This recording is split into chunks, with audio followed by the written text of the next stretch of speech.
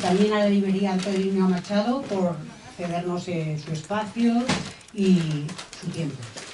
Bueno, yo soy Mercedes López Molina, de la editorial Galobar, la menos importante aquí, porque lo fundamental aquí es presentar el libro del joven Sorolla.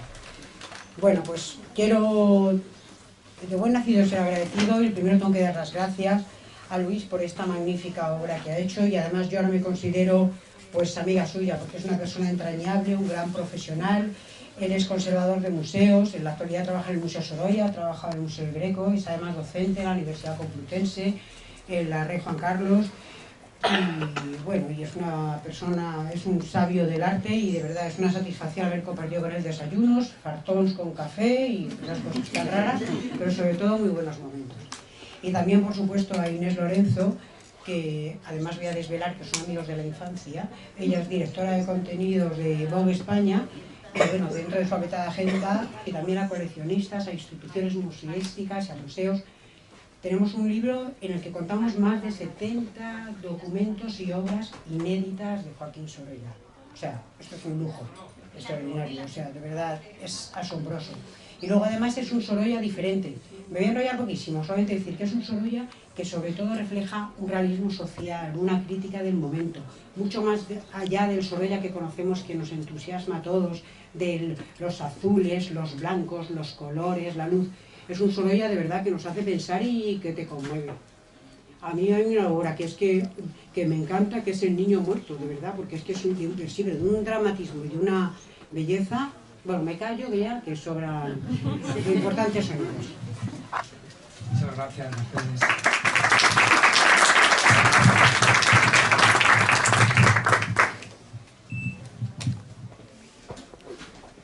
Sí, vamos a probar si se oye bien. No. Entonces, vamos a hacerlo así, para evitar el ruido del micrófono. Bueno, muchísimas gracias por estar aquí, muchísimas gracias a Luis por la oportunidad, porque la verdad que a mí haberme sumergido, como me he sumergido en robándole pues huecos al sueño, como se suele hacer en este universo del arte, ¿no? Que ahora ya sabemos que es un territorio que es placentero, pero que también es incluso terapéutico. Pues a mí me ha servido de mucho, me ha encantado y ha sido una experiencia súper bonita. Hemos escuchado ya del Greco de 2014, ahondar en figuras de pintores como Luis Tristán, Jorge Manuel, hijo del Greco, o Antón Pizarro. Y intuyo que una parte muy importante también visitar pueblos de Castilla-La Mancha para descubrir tesoros ocultos, ¿no? En museos diocesanos, de iglesias, en colecciones particulares. Este libro tiene mucho también de tesoros ocultos y por eso me ha interesado mucho esta parte. Luis Alberto ejerce ahora su labor en el Departamento de Exposiciones del Museo Sorolla desde noviembre de 2017 y además ha sido profesor asociado del Departamento de Historia del Arte de la Universidad Complutense. Es profesor de un máster de Artes Escénicas en la Rey Juan Carlos y tiene una profunda labor de investigación que abarca desde la obtención de nuevos datos biográficos de pintores decimonónicos hasta ensayos relacionados con pintores renacentistas y barrocos, con especial dedicación al Greco y a su círculo. Todo ello sin olvidar su dedicación a las colecciones museográficas, pertenece a distintos grupos de investigación e imparte conferencias en cursos y seminarios. Acaba de ser nombrado director de las publicaciones de arte en la prestigiosa editorial 12 Calles y además pues escribe libros, o sea, tenía que decirlo. Hay un punto de tu biografía, Luis, porque contábamos que éramos amigos del cole, esto creo que es algo que no vamos a poder ocultar, en el que yo me pierdo, que es, y no quiero que esto adquiera un tono de humor, pero tenemos que empezar ahí, es cómo pasas tú de ser el compañero que se autodefine como el malo de la clase a... Mi primo, desde Almendralejo, que es donde parte la familia de mi madre, a ser de la Semana Santa, y no sé muy bien qué estudiar con 17 años, pues como te pasará a ti, no sabes muy bien qué estudiar. Y en Sevilla, pues visitando la Giralda, la Catedral, tuve una revelación. Yo voy a hablar de la filología hispánica, de hecho en el libro se nota que leo mucho, hay muchas citas, muchas referencias a lecturas sobre todo del 19, del 20, y en Sevilla fue la revelación. Entonces mi energía de travieso de los cumpleaños, pues digamos que bueno, que ahí empezó mi trayectoria. Luego estudié en la Complutense, me fui de Erasmus a Italia, a Pisa, Y allí en Pisa pues ya la gente quería venir conmigo de excursión a Florencia, Génova, a ver portales en Lucca, es decir, portales con frescos, con pintura. Entonces, bueno, como que ahí digamos que mi personalidad de ahondar en lo desconocido, en creer que hay otra historia del arte, otra, no la que nos cuentan, es decir, la que nos cuentan está muy bien, pero hay otras figuras que ahondar, otros lugares que conocer que son maravillosos, y ahí es. Luego una profesora me recomienda estudiar las oposiciones de conservadores de museos, que es Trinidad de Antonio, que es la persona que mejor explica el barroco. Yo creo, bueno, están por ahí compañeros míos de la universidad, nos explica el barroco Trinidad de una manera maravillosa. Y nada, luego paré en el Ministerio de Cultura 4 meses, Museo del Greco y Museo Sorolla. Feliz, como tú supongo. En este camino de investigación que hablábamos, tu trayectoria y también esta producción literaria derivan enseguida en esta parte que dices de la historia del arte, que no es tan obvia, que no es tan conocida para el gran público, incluso puede que también para dentro de los círculos más conocidos. Ahí vuelve a mi cabeza esta cara de malo, que a lo mejor no era tanto de malo, sino que era de ilusión, cuando tú me contabas que estabas detrás como de un pintor, ¿no? Y la alegría con la que venías y esta ilusión de ahora estoy pues de esta historia fascinante de Luis Tristán, de Antonio Gisbert, que son los personajes a los que has dedicado tus libros anteriores. Ellos centraron tu atención antes que Sorolla y supongo que de alguna manera también crearon en ti un método a la hora de acercarte a estas figuras, ¿no? Que te han aportado esos procesos a la hora de abordar este ejercicio. Bueno, el método es muy claro. El método es Universidad Complutense de Madrid, universidad pública. ¿Cómo te enseñan a investigar? Como estás en la universidad, en la carrera, está bien la carrera, muy generalista, pero ya cuando entras en doctorado, pues ya sí que es cierto que la cosa cambia bastante.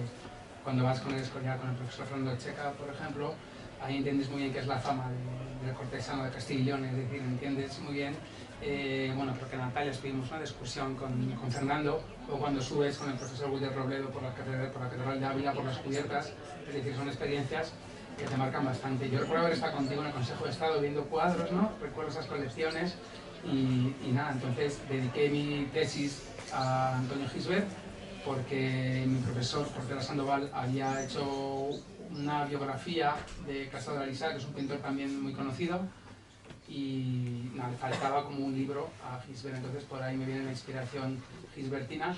Y luego lo de Luis Tristán es fácil, es decir, voy al Museo del Greco como primer destino, y en el Museo del Greco, el Greco evidentemente es un pintor pues como Sorolla, de que ya se han dicho muchas cosas y que era muy difícil actualizarlo, sacar algo en común, pero sí que es cierto que había seguidores, un círculo de pintores toledanos de muy alta calidad, y que además son pintores que ayudan a entender mejor el contexto y a las figuras capitales, como en este caso el Greco.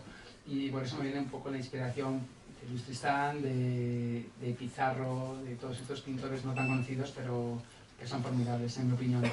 Y con Sorolla pasa lo mismo, es decir, todo esto evidentemente desemboca en ya una tradición de, pues al final tenemos que escribir, y aquí están mis compañeras, está muy bien la gestión, pero también tenemos que investigar, y ahora tenemos la gran suerte, ¿no?, de la editorial 12 Calles, que nos puede publicar, o Galobar, Mercedes, que nos puede publicar en nuestros estudios, y bueno, también como servidor público, pues está muy bien que la gente conozca nuestros conocimientos y dar a conocer, en este caso, pintores no tan conocidos como es Gisbert o Tristán, y ahora Sorolla. Sí que es cierto que lo de Sorolla me da muchísimo respeto, ya lo pongo en el índice, en la introducción, que da mucho respeto acercarse a un pintor como Sorolla, de que ya se han dicho muchas cosas, y yo desde mi opinión pues he tratado de acercarme pues con esta visión que ahora hablaremos.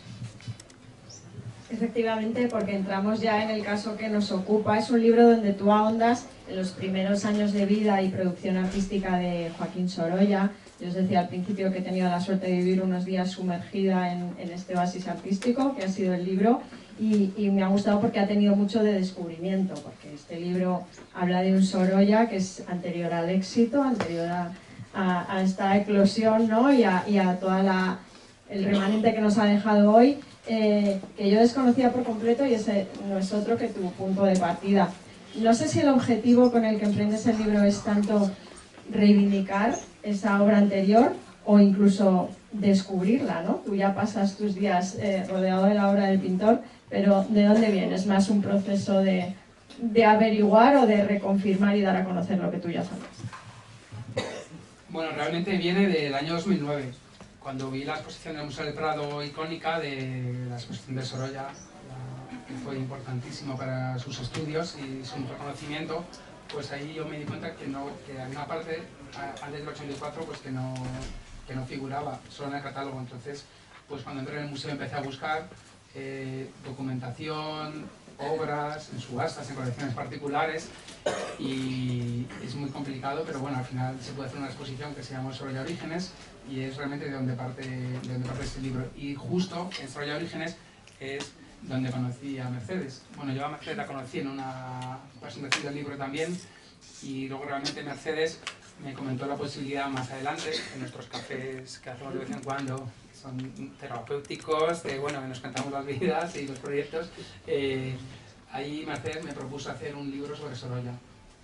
Entonces, claro, un libro sobre Sorolla pues es como si haces un libro sobre Velázquez, es decir, hay que tener valor para conocerlo mucho, y luego sobre todo que hay muchísimos datos de Sorolla, se conoce muchísimo. Yo creo que en un libro no se puede contar toda la vida de Sorolla. Entonces le pedí a la editorial si por favor se podía reducir entonces a la juventud de Sorolla, y ellos, encantadores, me dijeron que sí.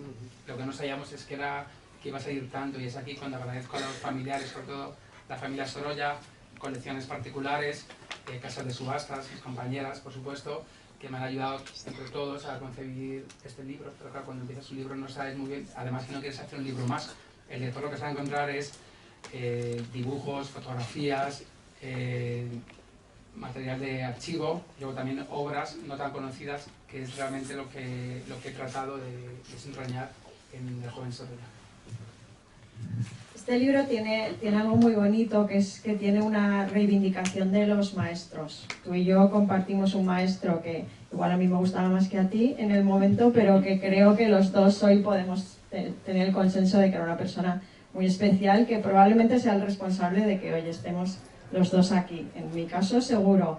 Leyendo tu libro me he quedado con la sensación de que incluso cuando muchos de esos maestros, ¿no?, podían tensionar un poco la producción artística de Sorolla hacia uno u otro terreno, ¿no?, y uno le pedía que hiciera una cosa y el otro todo bastante academicista, entre todos compusieron al pintor con la obra que conocemos ahora, ¿no? Y me parece muy bonita esa figura.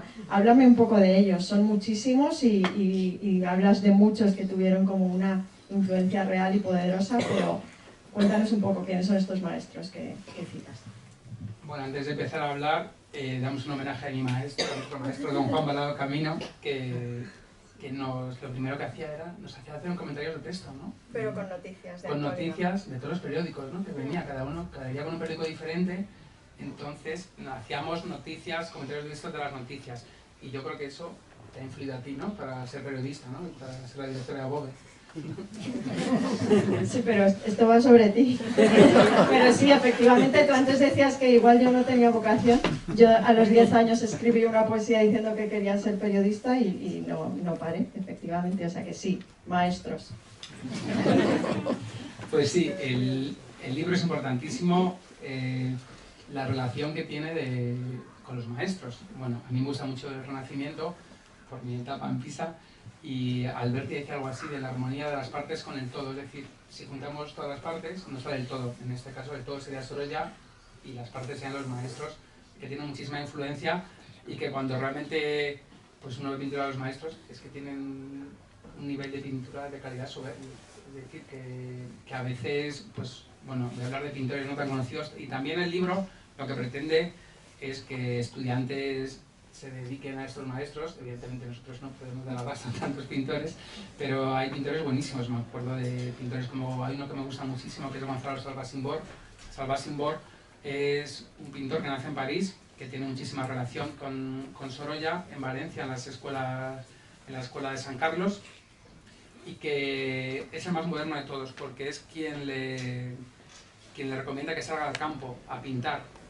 Con Cecilio Pla nos contaba, ¿no?, que antes de entrar en la academia, pues ya Sorolla se había recorrido esas afueras de Valencia, lo que hoy sería el Cabañal, la Albufera, etc. Y de ahí tenemos esas pequeñas cablas, esos paisajes maravillosos. Y luego hay otros pintores como José Strug, que a mí me encanta, que le decía la famosa frase Joaquinet, que no sabes pintar, Joaquinet.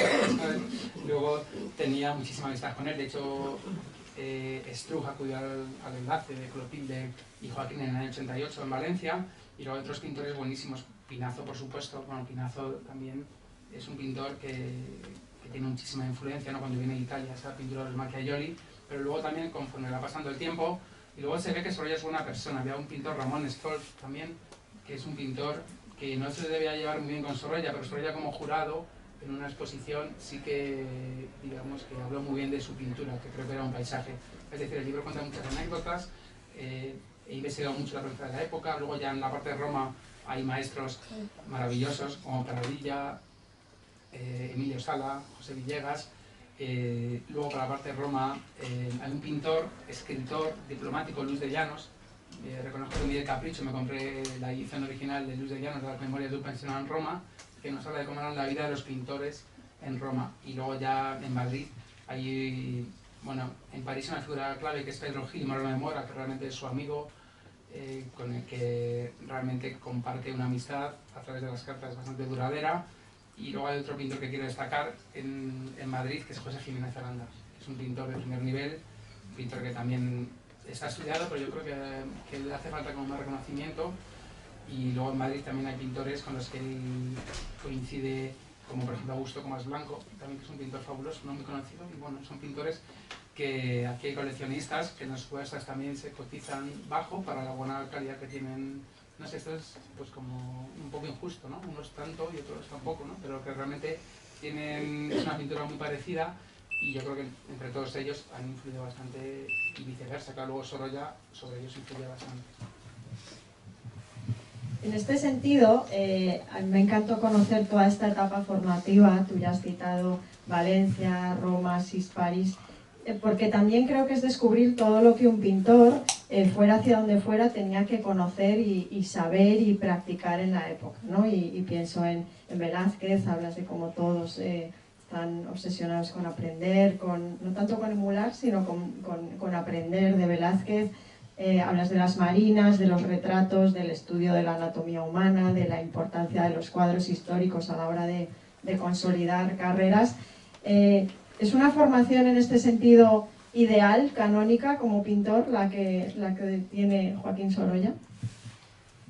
Es una formación reglada, por supuesto. La modernidad, como he comentado, se la da Salvat Simbor, porque él viene de París, de ver cómo se trabaja en el impresionismo, con los salones de París, esa école de Barbizon, de pintores que van a pintar cerca de los bosques de Fontainebleau, y realmente ese es el toque moderno. Pero para triunfar, para ser un pintor modélico, había que pasar por Madrid, luego el sempiterno viaje a Italia, a Roma, y la modernidad que se fragua en París, y luego la vuelta a España, ¿no? Entonces ahí está entre Valencia y Madrid, y al final pues decide venir aquí, que es donde, digamos, se hacen las exposiciones nacionales de Bellas Artes, que es el trampolín para que los pintores triunfen.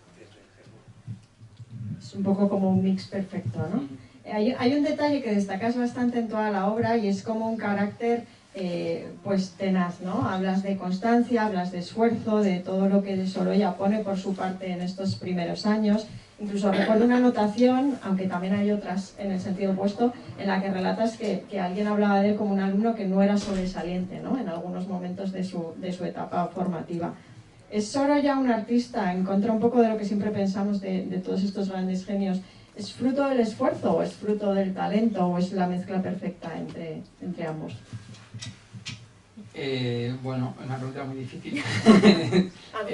Sí, yo creo que realmente su profesor de instituto, Baltasar Perales, ¿no? Es quien dice, ¿no? que le dice a su tío, bueno, Sorolla sufre la muerte de sus padres debido a una epidemia que hay de cólera que arrasa Valencia. Entonces él pierde a sus padres, entonces se educa con sus tíos, y está claro que Sorolla tiene talento, pero está claro que también es un pintor tenaz. Él, cuando está ayudando a su tío en ese obrador de cerrajería, pasa al Puente del Grao, por las tardes va a las escuelas de artesanos.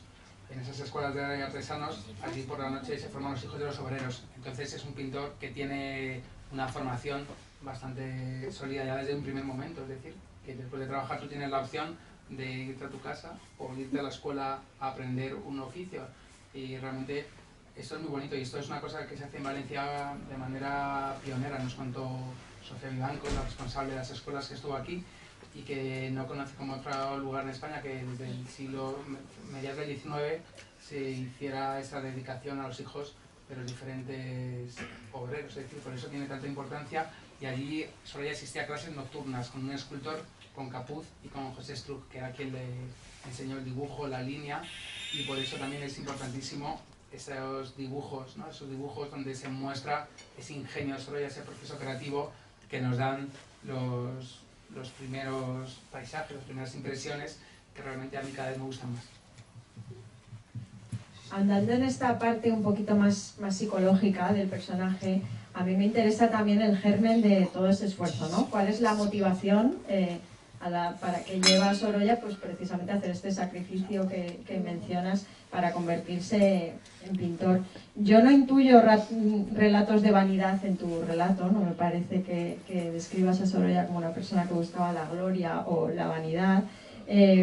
Sí que intuyo esta parte que hablas pues de precariedad de alguna manera familiar. ¿Qué crees tú que movía a Sorolla precisamente a pintar en esos primeros años? Bueno, Valencia es una ciudad muy rica culturalmente hablando en esa época. Hay exposiciones, hay comercios en la Bajada de San Francisco, que es una calle que hoy no existe, que es donde veis el Ayuntamiento de Valencia, y allí en los escaparates los pintores exponían tablitas pequeñas y ganaban sus primeros premios en metálico, diplomas certificados. Entonces Sorolla quiere ese éxito y quiere ser pintor, se dedica, entonces para ello quiere esforzarse mucho, y lo primero que tiene que hacer es ganar la beca Roma. Entonces ya como pintor, el primer camino era Madrid, las exposiciones nacionales. En el 81 presentó 3 marinas que no tuvo éxito, de hecho pasaron desapercibidas por el catálogo, pero luego ya en el 84 con el famoso 2 de mayo consiguió una medalla de segunda clase, y justo ese año con el famoso Grito del Palleter consiguió el premio de Roma, y llegó a Roma en ese invierno gélido de principios del 85. Hay otro momento en el que también te detienes un poco y también es en torno a una obra en el que sí que deriva un episodio un poco, pues no sé si de orgullo, de enfado, debido al poco reconocimiento que obtiene una de sus obras, El entierro de Cristo, en la que probablemente él tenía puestas, no sé si esperanzas, pero sí que cuentas un poco que se abordó con una ansia un poco de grandiosidad. En cambio, esta especie de fracaso supone, como muchas veces pasa en las trayectorias creativas, un poco un cambio en su acercamiento a la pintura que es definitivo, ¿no? y que le ayuda en otros aspectos. Bueno, esto fue una puerta se cierra, otra se abre, claro, ¿no? Lo que venimos hablando. No tuvo el éxito ansiado con El entierro de Cristo, sin embargo sí que había críticas bastante favorables, entre ellas la de Benito Pérez Galdós, ¿no? Que hablaba de la luz del cuadro, hablaba de otros factores, ¿no? Que había una crítica muy potente en el siglo XIX en la prensa, entonces al cuadro de Sorolla no le pusieron muy bien. De hecho, el cuadro, yo creo que era un buen cuadro. En el museo tenemos fragmentos que se recompusieron para una exposición que se hizo, otro momento de devoción, sobre la pintura religiosa de Sorolla, y era un cuadro... ¿Qué pasó con el cuadro? Esto no me ha quedado. El cuadro realmente cuenta la leyenda que Sorolla lo destrozó, ¿no? Dentro de ese arrebato místico por no haber conseguido, es que ninguna medalla son de... Simplemente creo que era un certificado de medalla de segunda clase, es decir, de hecho cuentan que Sorolla ni fue a recogerlo, ¿no? De ese cabreo. Claro, tú ten en cuenta, Inés, que son 2 años a lo mejor haciendo, porque es un cuadro de que se conservan muchos bocetos, muchos estudios, dibujos, fotografías, y realmente cuando te llega la ocasión, pues no sé, o sea, realmente había un jurado bastante duro, entre ellos está Federico de Madrazo, si no recuerdo mal, ni Tudó, y vamos, el cuadro es que no pasó, sin pena ni gloria. Entonces lo bueno, cuando yo llegué al museo, que había como 3 o 4 fragmentos, y me dejaron, digamos, como ir a ese proyecto de recuperar el cuadro, y bueno, quedó una exposición, una devoción, que la verdad tuvo éxito, pero que se fue en la época del COVID, y por eso, digamos, que una pena, ¿no? Porque lo que pasa es que quedó un catálogo precioso, y el montaje que se hizo con la foto de Lauren, que se conserva, fue fabuloso, y fue un cuadro que le marcó, porque luego volvió a Roma con una sensación de fracaso, y luego hace que decida irse a Asís, casarse con Clotilde e irse a Asís. Y en Asís realmente en sus cuadros, que he visto muchísimos en colecciones particulares, se ve muy bien ese componente taciturno, melancólico, en esos paisajes, en tablitas pequeñas, que nunca pensaría que las fuéramos a ver, realmente serían para su estudio, como los pintores que salen al aire libre, la naturaleza, y en esas tablitas se ve el estado de ánimo que Sorolla. Hay también en el libro, hablábamos antes de los maestros, pero hay otra parte que tú ya has citado un poco que para mí tiene una relevancia absoluta, que es la amistad, ¿no? Todos los relatos de amistad, probablemente algunos empiezan siendo maestros y terminan siendo amigos, pero hay otras historias de mecenazgo, de protección. Muchas de estas relaciones han quedado testimoniadas en retratos, ¿no? En una maravillosa constelación de retratos, muchos de ellos se pueden ver en el libro, y a mí es una de las partes que más me ha gustado, la verdad, de toda la obra nueva que he descubierto. ¿Qué hubiera sido de Sorolla sin estas relaciones, sin todas estas ayudas que tuvo, por un lado, y por otro lado, sin estos retratos, que yo creo que fueron un poco esa primera aproximación a la modernidad, ¿no? Parece que los retratos era donde él se atrevía a dar pequeños pasos un poco más lejos de lo canónico. Los retratos de Sorolla son fabulosos desde primera época. Recuerdo en Ciudad Rodrigo que vimos un retrato de un compañero de aulas con ese fervor romántico que parecía un poeta, y lo que pretendo en el libro es hacer como una evolución del retrato, ¿no? Desde su primera época pasando por Roma. En Roma conoce un retratista fabuloso que es Emilio Sala. Emilia Pardo Bazán habla de Emilio Sala como un retratista importante cuando se refiere a Joaquín Bamonde, un pintor gallego, y le dice Emilia Pardo Bazán a Joaquín Bamonde: antes de ser retratista tienes que barrer el estudio de Emilio Sala y de Sorolla. Es decir, ese era el nivel de Emilio Sala. Entonces yo creo que el color de Emilio Sala, y luego también Velázquez, ¿no? Ese aspecto psicológico, cómo ahonda en la psicología de los personajes, de mucha Velázquez. Y luego ya los retratos y las amistades que hace en los años 90, pero realmente cuando viene a Madrid, decía mi profesor de tesis que los pintores para comer tienen que pintar retratos. Y esto pasa entre los pintores. Esto es una, lo decía, me acuerdo mucho en el despacho, y es que es verdad que todos los pintores pintan retratos para, claro, las primeras incursiones, ¿no? Y los retratos ya de la década de los años 90 pues ya empiezan a cobrar ese éxito y esa fama, ¿no? Que realmente conocemos como Sorolla retratista. Hacia el final del libro empiezas a relatar una pintura, ya has hablado tú, ¿no? Has acabado ya en esta época en la que empieza a gozar un poquito de cierta fama. En esa pintura de la que hablas al final se intuye el germen de esta imagen de Sorolla que podemos tener hoy, ¿no? Es el manejo de las luces, esa pincelada que tú describes como corta y rápida, el costumbrismo, el lirismo, el aire libre, el carácter descriptivo de su pintura, la alegría de vivir, ¿no? Que creo que es algo maravilloso y que de alguna manera se encuentra en las partes más luminosas de su obra, la presencia imbatible del mar y la identificación con el paisaje y las costumbres de Valencia, su tierra natal. Muchas de estas características también apuntan como al germen de sus primeros éxitos comerciales, ¿no? Ya en Madrid tú cuentas que Sorolla se lanza al natural, se inspira en la vida y huye de los convencionalismos, casi sin apenas referentes patrios, ¿no? Que esto es importante, no había nadie aquí que estuviese abordando la pintura desde ese lugar. Intuyo que es el giro definitivo para su carrera. Realmente su carrera empieza ya con el éxito en la Exposición Nacional de 1890, en Boulevard de París. Es a partir de aquí cuando ya arranca el Sorolla que todos conocemos en el año 92, las exposiciones del año 92, cuadros como El día feliz, Otra Margarita, donde realmente se imbrica con ese realismo social. Su suegro Antonio García, no sé si era su suegro Moreno Carbonero o algún pintor, es que he leído con muchas cartas, le decía que en los años 80 para triunfar en las exposiciones nacionales había que pintar muertos, es decir, es la famosa pintura de historia.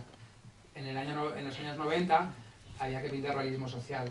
Esto no solo se ve en Sorolla, se ve por ejemplo en Picasso con su famosa Ciencia y Caridad, la Primera Comunión, o en Ramón Casas, es decir, este tipo de asuntos no tan bonitos para la pintura, pero sí que gustaban muchísimo al jurado de los certámenes de exposiciones nacionales. Y es aquí cuando hace este giro Sorolla, el Sorolla que todos conocemos, el de Otra Margarita, Trata de Blancas, El día feliz, Triste herencia ya en 1900, una investigación, es decir, que le van a dar como esos cuadros más icónicos y alejados del mundo de la playa, pero sí que tienen como ese relato tan importante que es el realismo social, que es lo que está de moda en los grandes de la época. Efectivamente, tú cuentas cómo esta implicación social, este compromiso, hacen que aumenten también exponencialmente la emoción de sus cuadros que transmiten, pero y también su éxito, ¿no? Que vienen precisamente de contar esa otra parte de la historia y de mostrarla también en los certámenes internacionales. Es aquí un poco donde tú cierras esta etapa. A partir de ahí todo lo que en teoría todos o muchos sabemos. Ahora quiero preguntarte un poco, al tratar este libro de toda esa parte anterior, que es una producción desconocida para el gran público, hay que decir en nuestro favor que es desconocida por inaccesible. No es que no, porque es que es inaccesible para casi todo el mundo, menos para ti en este proceso de investigación. Yo quiero saber ya con más detalle cómo ha sido el acceso pues, a toda esta obra escondida en términos prácticos, ¿no? Estoy pensando desde todo lo que forma parte de colecciones particulares, porque fueron, como dices, encargos, pero incluso a toda esta obra que hablábamos que estaba siendo enviada a otros países porque era otra fuente importante de ingresos. ¿Cómo ha sido el llegar a todas estas obras? Bueno, pues aquí es la parte de investigación y la oportunidad. Agradezco nuevamente a la familia Sorolla el darme esa oportunidad de ver colecciones inalcanzables, como bien dice Inés. Me emocionaba, ¿no? Se abrían cajones y con pequeñas tablas. Y yo realmente, bueno, me pasaron todos los pintores, realmente ya casi que me gusta más la obra pequeña, porque es la obra donde se ve muy bien esa primera idea, ese proceso creativo, que las obras más grandes, que son más pensadas, más reflexivas. Entonces por ello es muy importante este paseo por las colecciones particulares, este paseo también por las casas de subastas, y luego también hay una cosa muy importante que es el museo. El museo, que con Sorolla tenemos la gran suerte de que su suegro es fotógrafo, que hay muchísimas fotografías. Luego también es importantísimo el nivel de documentación que tenemos en el museo, las cartas, esas relaciones con pintores como Francisco Jover, por ejemplo, cuando Sorolla en Asís no sabe muy bien por dónde ubicar su pintura, se dedica al costumbrismo, y en esas cartas de Jover se ve muy bien, digamos, como esa trama, ¿no? Por dónde va a ir su pintura, muchas de ellas hoy en Buenos Aires, con esos envíos que se hacían a los salones Artal, importantísimos.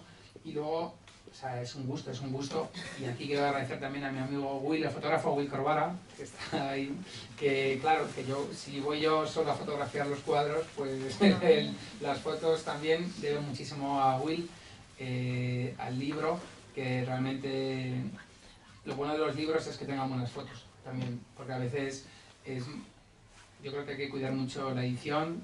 Para cuidar la edición, Mercedes, muchas gracias. Y lo que se pretende es eso, una combinación de cartas. De hecho, Sorolla era tan enfermizo dibujante que hasta en las cartas siempre aparecen encabezados con dibujos.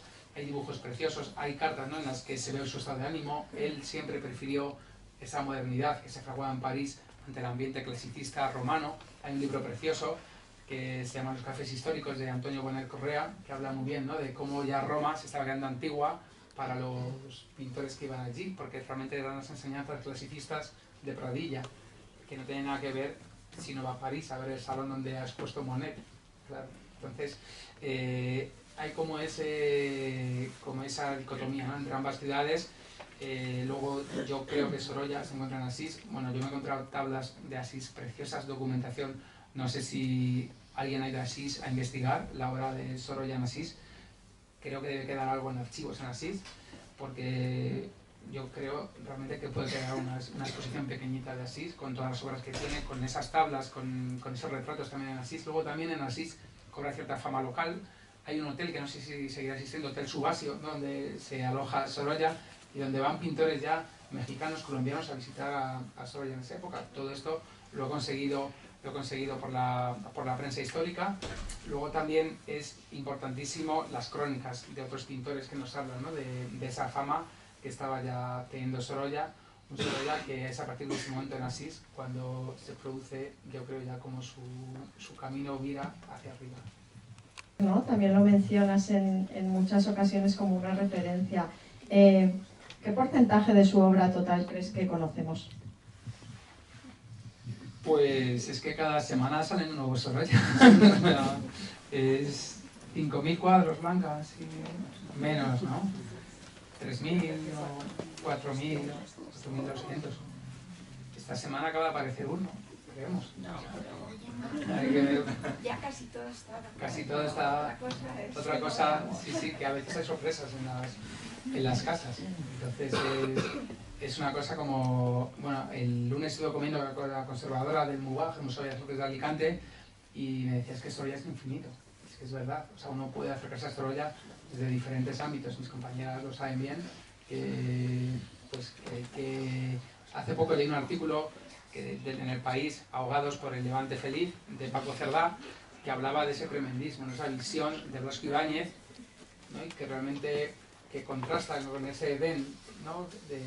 Natural de las playas de Sorolla, pero que no tiene por qué, porque Sorolla también tiene esa parte tremendista, es decir, que nos ha llegado como la pintura de Sorolla Feliz, pero se hizo hace unos años en el Museo Sorolla en Negro, que realmente nos habla de esos temas también como más escabrosos, más duros, y tú mismo lo acabas de comentar, ¿no? En el realismo social, que no son temas tan bonitos, y bueno, por eso Sorolla tiene como diferentes vertientes, diferentes puntos de vista, y cualquiera está invitado a escribir sobre Sorolla, porque la verdad que es un pintor que a mí me da mucho respeto, ya lo pongo, como he dicho antes, en el libro, pero que al final salen las cosas. Bueno, el cerebro humano tiende a simplificar, ¿no? Y probablemente en esa primera enseñanza, en ese primer acercamiento a la historia del arte, es verdad que se ha reducido una visión, pero creo que aquí está el libro para abrirnos a todas las otras, ¿no? A esta visión incluso más de estas épocas de tinieblas y estas épocas de compromiso social. Te imagino estos días escribiendo el libro, estos días no, el proceso que hayas vivido para trabajarlo, caminando siempre entre ese Sorolla más conocido, ¿no? El más mediático, y el que tú ibas descubriendo. De todas estas obras nuevas, ¿cuáles quieres reivindicar como más relevantes en todo este trabajo? Porque es verdad que hay muchas obras nuevas, hablabais de mucho material inédito, mucha gente va a descubrir nuevos cuadros con el libro. ¿Cuáles quieres reivindicar tú más? Bueno, realmente no sabría ahora mismo elegir así ninguna obra, pero sobre todo las cartas. O sea, hay una carta que está en colección privada que Sorolla no puede ir a la boda de su cuñado, Juan Antonio García de Castillo, y manda una carta y como que pinta a los contrayentes, pinta a su suegro, pinta a todos, que sean muy reconocibles, y a mí esa es una de las cosas que más me deslumbró en esta investigación. Luego también hay que reivindicar la figura de los coleccionistas, que traen obra de fuera de España y que entra al territorio español. Eso es importantísimo, que haya coleccionistas y que te permitan, que te abran las puertas para ver esas obras. Por ejemplo, hay una marina también fabulosa que estaba, si no recuerdo mal, en Londres, que está hace poco en Madrid, que son obras que hemos recuperado en nuestro patrimonio y que se han podido ilustrar en el libro gracias a las buenas fotografías, que es lo más importante. Luego también los retratos y lo que hablábamos antes, las acuarelas. Hay unas acuarelas preciosas de Sorolla. Sí que es cierto que la acuarela yo creo que es un género que se resiste a Sorolla, pero sí que hay algunas de muy buena calidad. Y luego también hay por ejemplo, una vista velero al amanecer de la colección Thyssen de la Baronesa, que es uno de los cuadros, y creo que es uno de los sobre cartón, que es fabuloso por las luces, por todo lo que tiene. Y es curioso, ¿no? También cómo él aprovecha en algunos cartones fotográficos de su suegro. Bueno, Sorolla, sabemos que su suegro es fotógrafo, que sus primeros trabajos es quizás pintar son negativos, ayudar en el estudio fotográfico de Antonio García en Valencia. Aquí he encontrado mucha información en los almanaques. Esto me ha recordado mucho a Regreso al Futuro, los almanaques de esas investigaciones. Y se encuentran muchos almanaques de anuncios de prensa de Antonio García. Y con Antonio García hay una obra que está ilocalizada, que es el retrato de Antonio García. Es un retrato del año 84, que hay buena fotografía, pero no sé dónde está, que esa me encantaría verla en directo. Hablabas antes, y con esto ya vamos a ir terminando, de cómo en todo este proceso te has nutrido mucho, obviamente, de ese lugar privilegiado que ocupas trabajando en el museo. ¿Cómo crees que tu trabajo en el museo se puede nutrir a la vez de todo lo que has investigado y averiguado en el libro?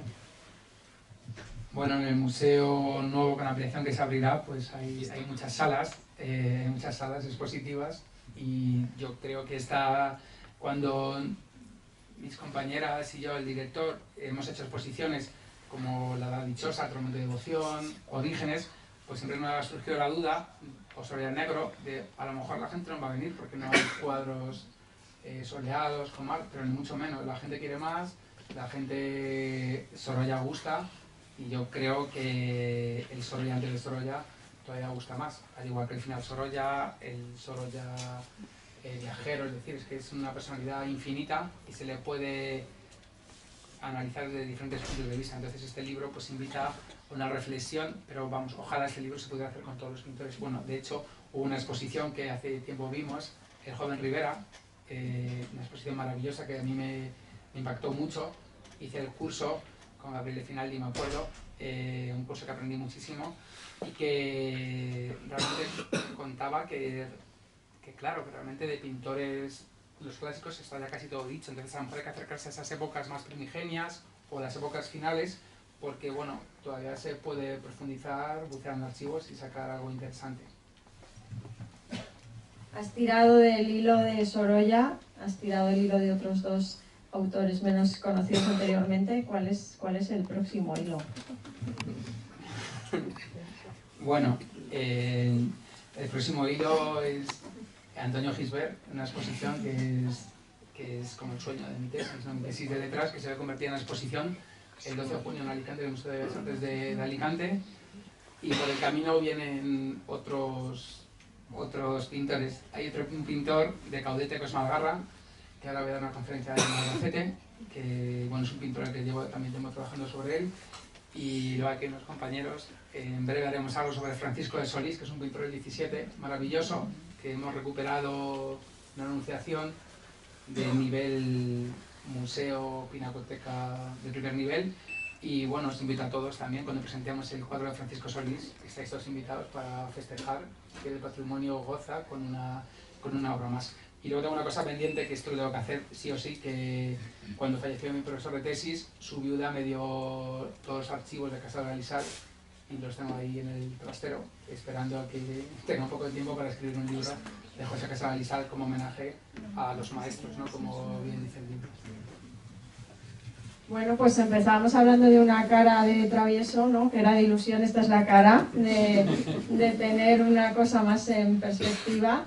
Y nada, yo por mi parte muchísimas gracias a todos por vuestra atención y gracias a ti.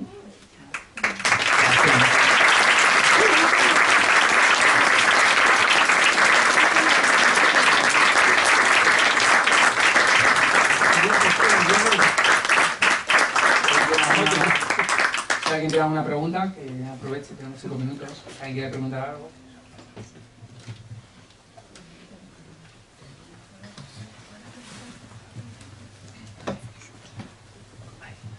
Buenas tardes, Luis Alberto.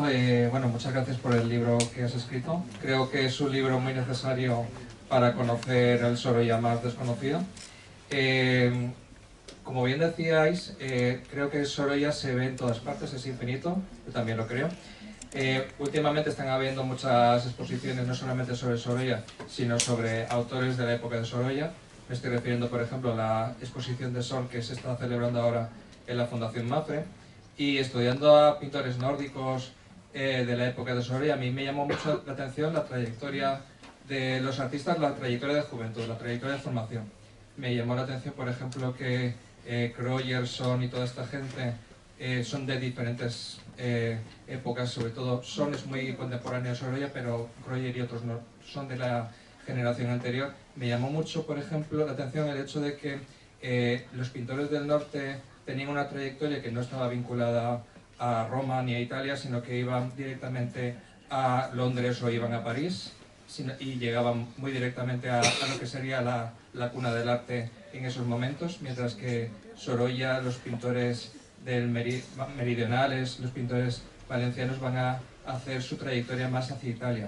Me preguntaba, en estos días estudiando mucho a Son, si a Sorolla le condicionó el hecho de haber pasado por Italia y haber retrasado su salto a París. Bueno, está Casilda, la comisaria de Zor, que a lo mejor te puedo contestar mejor que yo. Sí, por ahí, Casilda, por favor, contesta. Evidentemente, lo que cuenta Bonet Correa en su libro, yo creo que tiene parte de razón. Esa Roma, Roma al final siempre es Roma, pero sí que es cierto que en esa época había una visión mucho más clásica y concretamente de la Academia Española en Roma, pues era todo como mucho más clásico. Y en París, en el domicilio de Pedro Gil Moreno de Mora, donde él ve esa explosión de modernidad, donde él contacta con pintores nórdicos, donde él ve lo que está haciendo de Col de Barbizon y lo que hacen esos pintores impresionistas, y la verdad que es muy importante, ¿no? También, aunque Sorolla no se considera impresionista, yo creo que en buenas partes de su producción yo las veo muy impresionistas, es decir, impresionista más el influjo de Velázquez, es decir, tiene como esa tradición. Y yo creo que sí que es cierto que a lo mejor, pero también en sus cartas, en el libro hay una, digamos que se arrepiente de haber ido, de no haber estado más tiempo en París que en Roma, porque, y bueno, sé muy bien, hay un cuadro que pongo, está en una tabla que tenemos en el museo, de hecho el otro día la vi, en uno de los cajones, de luces centelleantes, que es ese Boulevard de París, primero que ve, son esas luces, esa nocturnidad que ve en París, con esas luces, es una tabla casi abstracta, que ahí se ve muy bien esa modernidad de la pintura que tiene Sorolla, y son tablas que él llevaba consigo, es decir, esa modernidad de la pintura que tiene Sorolla, y son tablas que él llevaba consigo, es decir, que no son encargos, no son cuadros no realizados, y sí que es cierto que París en esa época pues tenía más poder artístico que Roma, en mi opinión, y depende un poco el gusto más clásico o más moderno. Juan. Leticia. Jaime. Nada, pues cerramos el acto. Bueno, Inés, muchas gracias por venir, es un enorme encontrarnos. Nada, de Joaquín Costa a Antonio Machado. ¿Qué sientes? Que tiene sentido, cierra el ciclo, fenomenal. Gracias. Gracias.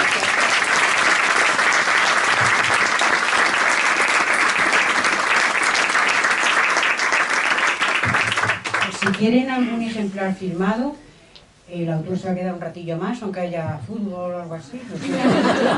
Y entonces pueden coger los libros que están allí a la entrada y él los firma.